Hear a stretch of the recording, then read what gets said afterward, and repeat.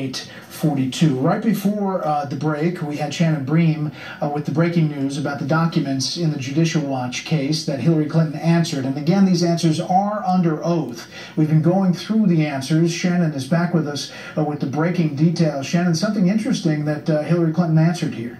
Yeah, and Brett, she was asked specifically in one of these questions, after the lawyers completed the review of your emails in clintonemail.com, the account in late 2014, were the electronic versions of your emails preserved, deleted, or destroyed? If they were deleted or destroyed, what tool or software was used to delete or destroy them? Who deleted or destroyed them? And was the deletion or destruction done at your direction?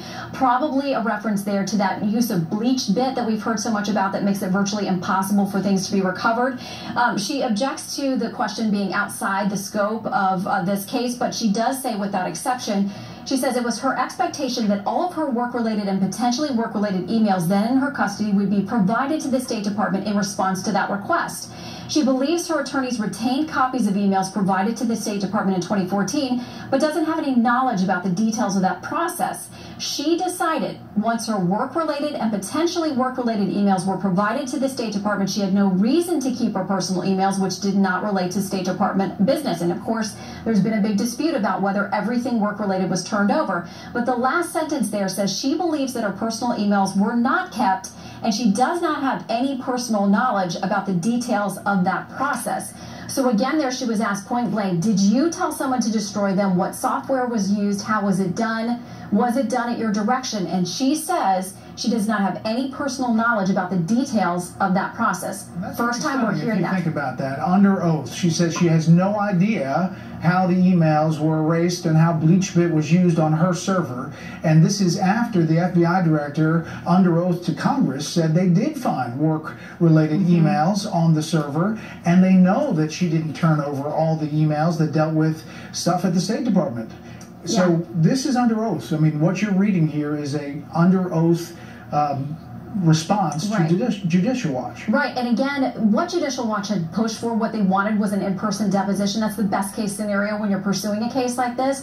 The judge said, no, I won't let you do that, but she will have to answer these sworn questions as a sworn under oath. This is a court document now. Her camp celebrated at the time saying, we won this because she didn't have to give a deposition. At the same time, Judicial Watch was celebrating saying, no, she's going to have to testify under oath. It's not the way, the medium in which we wanted her to do it, but we're still going to get these answers, and it's the first time again answering under oath about her server, and again here saying, I thought everything I turned over was done and handled, so when it got down to personal emails, I didn't think anything else needed to be preserved, but I don't know the process of how they were deleted or destroyed. I don't know that they were. I didn't direct it.